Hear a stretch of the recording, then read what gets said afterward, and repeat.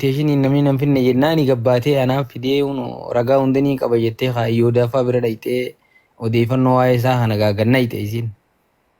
Hayyee. Achi jirrirra duuluu eegalanii intalti nama Oromoo taatee achi dhayxee akkas godhuun sunillee sirriin turre. Ajantuma kana innillee dhufeetti ol seenee isaan lachuu waliin arrabse kolkolee hunda jeeni arrabse.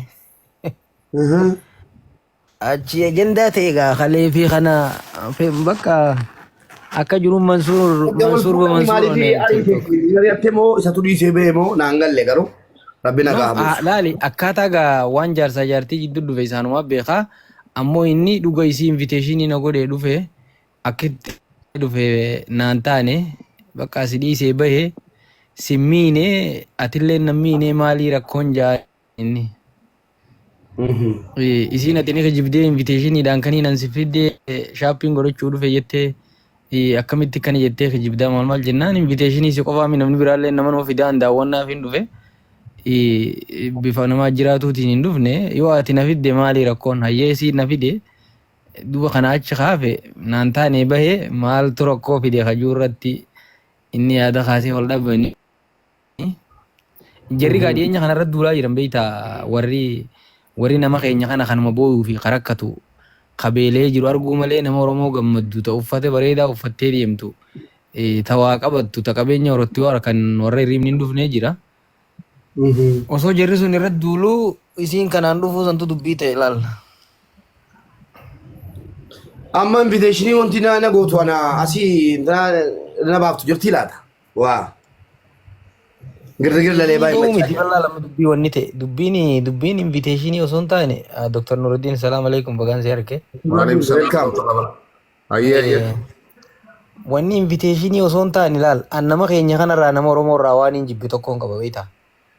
Irra guddaa yoo rakkoolee nu jiddu dhufte walitti himachuu caalaa amba bira dhaynee afaan jaraatiin jara fakkaachaa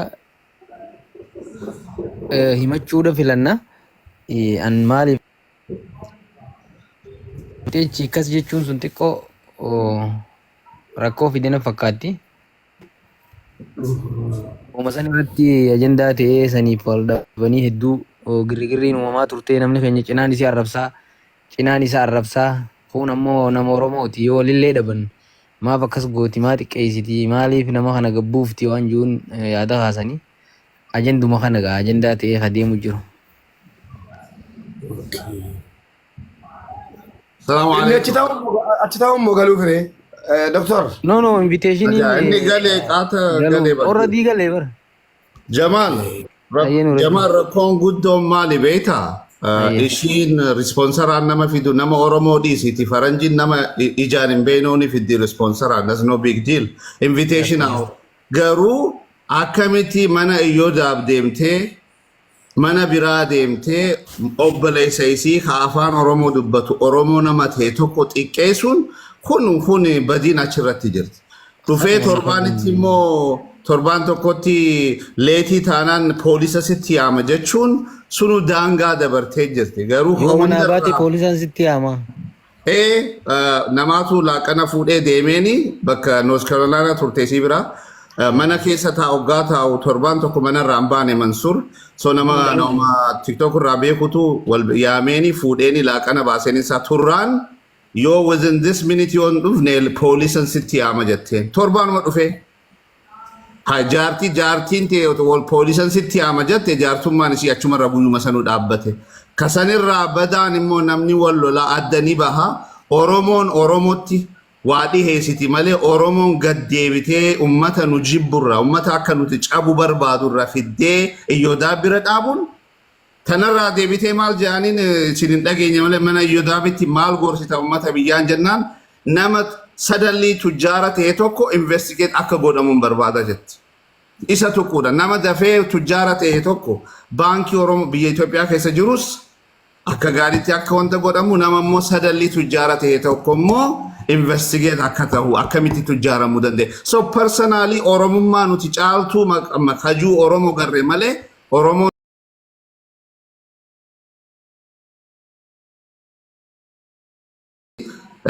bultii silaafuu bahe TikTok irratti bahe amma kanan dubbannu tiktokitti bultiin gad dhufee amma akkanatti ta'uun gaarii miti garuu akkamitti ani hammam haajibbu mubaarak nama alagatti isan kanninu hammam haajibbu hammam haa wal xureessinu alagatti isa fuudheen kanninu that is the last thing ilmi nama ka godhu oromoo ta'ee jechuudha kuni kan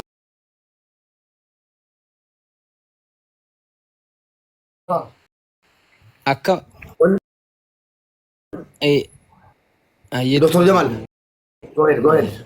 laale wanni na gube anilleen akka malee dhukkubsa dhugaa keessaan barreessee fin ture osoo dubbiin tun hin ta'in dura gaafa ajandaa biizinasa isaa kana duulanii isa kana xiqqeessanii ajandaa godhatanii oofaniin itti barreesse Mansuur namni nama Oromoodhaa ka bareedee deemu ka uffatee deemu ka qabeenya horatee deemu arguun fedhuu jarri Oromoo yeroo hunda tarakkattu tabeeloytu tarakkoo himattu fedhanii argu ati akkaataan keessa jirtu kuni isaan waan gubuuf jara sirraa dubbatu kanaaf gabbaatee deebisaa tokkollee hin kennin jeetiin barreessaa fi turee okee naan jee amma deebitee isiin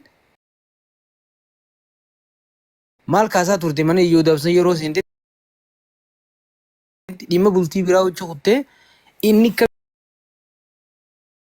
kamitti mootaa qoraanii hoodhaatiin mixmixaan sii fidee maaliin sii fidee akkamit ja'anii illi hiika nama isarraa bahuu tokko nama guddaa hawaasni beeku nama Oromoodha silaa humaallee qabaachuu baatee miskiinuma fedhellee ta'e hay isiin tun bara haawusarrestiin jiru namni kun dhufee biyya tana taa'ee even yoo jaarsa namaa ta'ee dhufees inni kun by the way biituudhaan dhufee viizaa turizim viizaan dhufee isiin inviteeshinii gootee fi yoo dhufellee biyya tana keessa deemee waggodhee namaa wajjis gabbee jiraachuun mirga guutuu qaba ammoo nama sodaatu nama biyya tanaaf keessummaa tokko laal nuti akka Oromootti kadura biyya tana jirru simannee jajjabeessuun osoo nurra jiru isiin ammoo nu achi hottee nama haadha manaa taate sodaachiftee hamma kana nama diinaa wajjin san qofaa miti bara mubaarak san qofaa osoo ta'in sodaadhaan nam lama uummata Eertiraa nam lama hidhaa darbitee jirti sanis itti himte ati amma jaartii mubaarak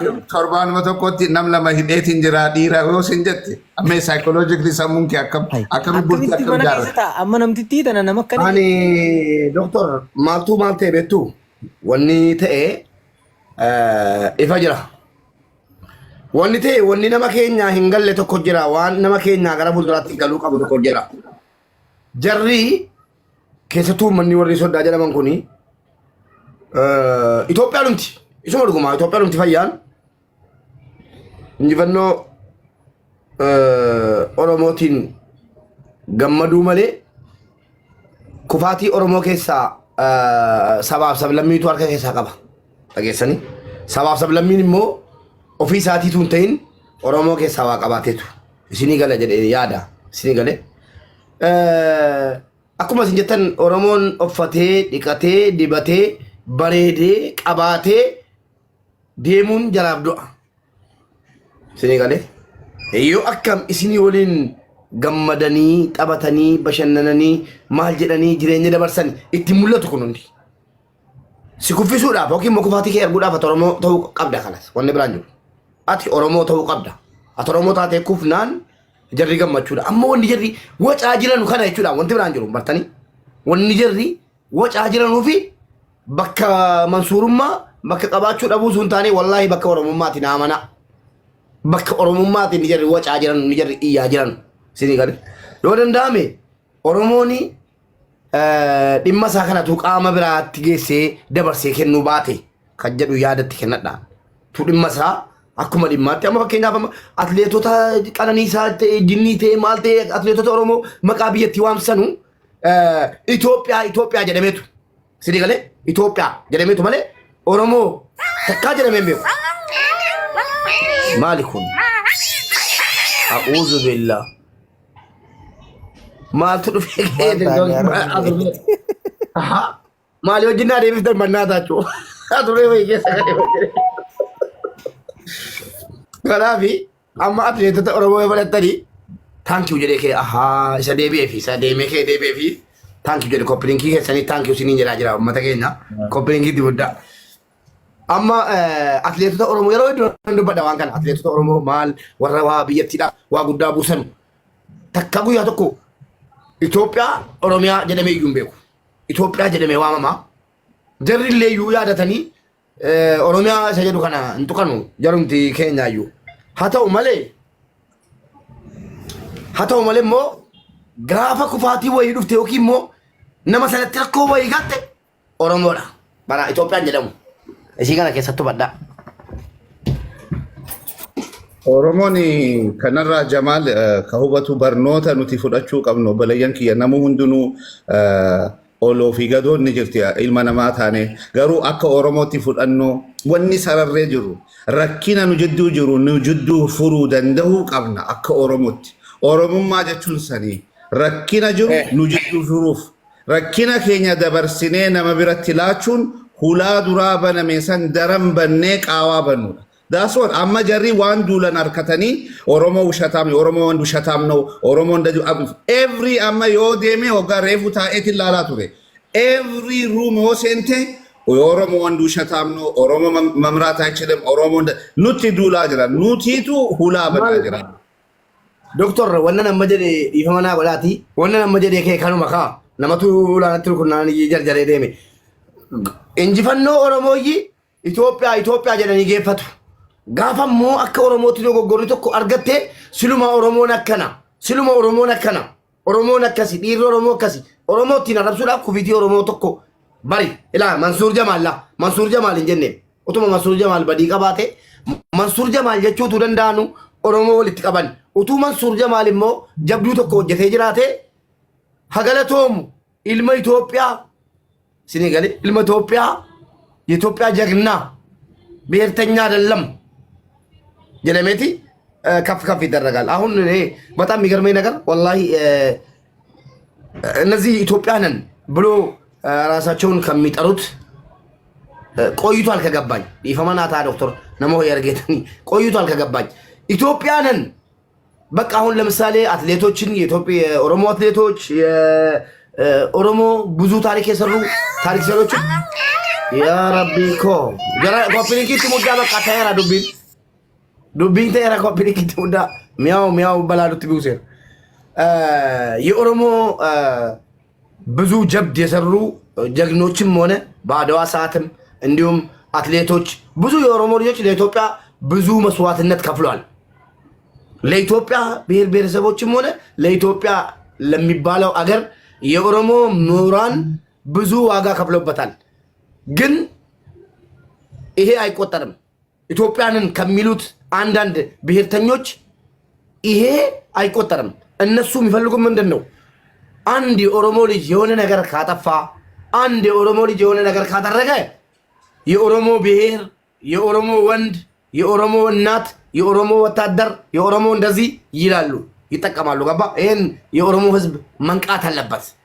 ኢትዮጵያዊ ነው አላሉ ሙባረክ። እስከዛሬ መንሱር ከፖለቲካ ሁሉ ኖሮ ኒውትራል ሆኖ ሁሉን አቅፎ የሚኖር ነው። ኦሮሞ ነኝ ብሎ ዝቶ እንኳን አያውቅም። ወቅ ዛሬ ግን አንድ ኢትዮጵያዊ እንደ ኢትዮጵያዊ ላይ ተጫወት አይደለም እያሉ ያሉት 24 ሰዓት ባለ ጊዜው ኦሮሞ እንደዚህ አድርጎ ኦሮሞ እንዲያርጎ ኦሮሞ ኔጌቲቭ እየቀቡ ነው። ሲመቻቸው ኦሮሞን ይጠላሉ፣ ሳይመቻቸው ለማቀፍ። ስለዚህ ያሳውቃል። አሁን እየታየ ያለው ኢትዮጵያዊ እንዲሆን አይደለም። ኦሮሞ የሆነ ባለ ጊዜ እንዲህ አድርጎ እንዲያዝ ነው። ልጅቷንማ ምን አሉ? ከኛ ጋር ተከተይ ብዙ ነገር እንሰራለን፣ እናወርደዋለን፣ እናሽመደምደዋለን ሲሉ ነበረ። እና እሷ ፎሎ ደግሞ እያደረገ የልጅቷ ሁኔታ ራሱ ያጠራጠልና እነዚህ ሰዎች እየፈለጉ ውድቀት። ዶክተር እዚህ ጋር አንድ ነገር አለ። አሁን ልጅቷን ባገኛት በጣም ደስተኛ ነኝ። ልጅቷን ፎሎዋን ካላችሁ ሼር አድርጉላትና አምጧት። እነሱ ኦሮሞን ለማሸማቀቅ ወይ ደግሞ የኦሮሞን ምሁራን ወይ ደግሞ የኦሮሞን ብሔር ለማሸማቀቅም ሆነ አንገል ለማስደፋት እንደዚህ አይነት የኛኑ ራሱ ትንሽ የተሳሰተ ሰው ካገኙ ወደ ራሳቸው እየወሰዱ የኦሮሞን ብሔር ጥላሸት ለመቅባት። አሁን ይሄ ዮኒ ማኛ የሚባለው ጠምደል ማለት ነው። እኔ አይመቸኝም። እንትናን ማን ነው መንሱርን አገዘ አላገዘ አንድ አህያ ምንም ነገር አይመቸኝም። የሱን አካውንት አይተን አላዋጣ ሲለን ነው ከዚህ ምድር ላይ ማለት ነው ሪፕ ያደረግነው። ልክ አሁን ዮዳብ አሁን በቀደም ላይቭ ልኬልን ነበር። መንሱርና ዮኒ ማኛን ልራገጥ ነው ሲለኝ መንሱር የመንሱርን አላውቅም፣ የዮኒ ማኛን ግን አግዛለሁ ብዬው ነበር። ግን እኔ እንደዚህ አይነት ኢትዮጵያዊ ወይ ደግሞ እንደዚህ አይነት ኢትዮጵያ ቢቀርብኝ ይሻለኛል። ለምን ጥሩ ነገር የኦሮሞ ልጅ ጥሩ ነገር ሲሰራ ኢትዮጵያዊ ወንድ ጀግና፣ አሁን መንሱር የሚናገረው አማርኛ ነው። ምንም ብሔርተኝነት ኦሮሞ ራሱ መሆኑን የማያውቁ ኦሮሞዎች አሉ። ብሔርተኛ አይደለም ልጁ። ምን እያሉ ነበር? ምርጥ ኢትዮጵያ እያሉ ነበር። ዛሬ ግን የሆነ ነገር ተፈጠረ። የኦሮሞ ወንድ አያችሁ። ለዚህ ነው እኮ አንዳንድ አባቶቻችን መገንጠል አለባት ኦሮሚያ ከኢትዮጵያ የሚሉት። አንዳንዴ ሳስበው እውነቴን ነው የምለው ትክክል ነው ያሉት እላለሁ። ወላሂ እኔ እንደኔ ማለት ነው እንደ ሙባረክ ትክክል ነው እላለሁ አንዳንዴ ሳይ ማለት ነው። ዘገምተኛ ሁላ አሁን እዚህ ላይ ወጥቶ መንሱርን የሚሳደብ ልጅቷን ደግሞ ሴትን ልጅ እያዋረዱ አሁን ልጅቷን እየጠቀሙ ነው ማለት ነው።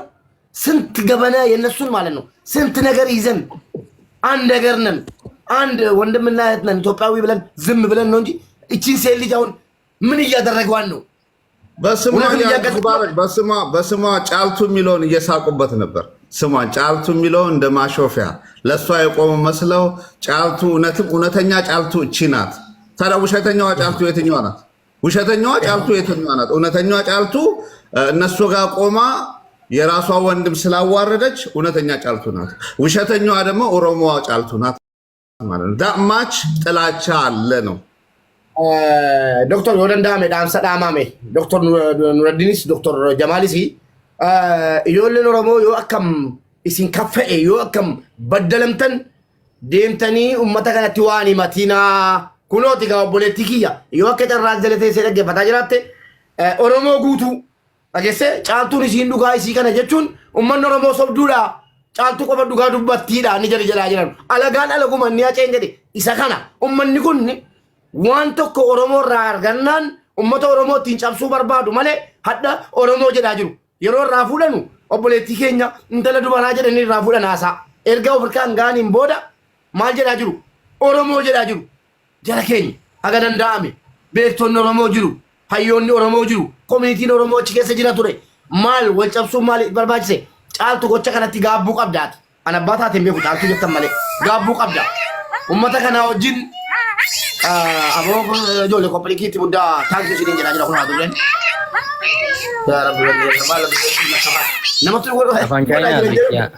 Mubarak bakka kanatti ummatatti clear godhuu barbaadnu bultii isaanii rabbii qofaaf beeku. We are not talking bultii isaanii. We are talking about wanni haasawaa jirru namni Oromoo tokko Oromoo biraa tokko gabbahee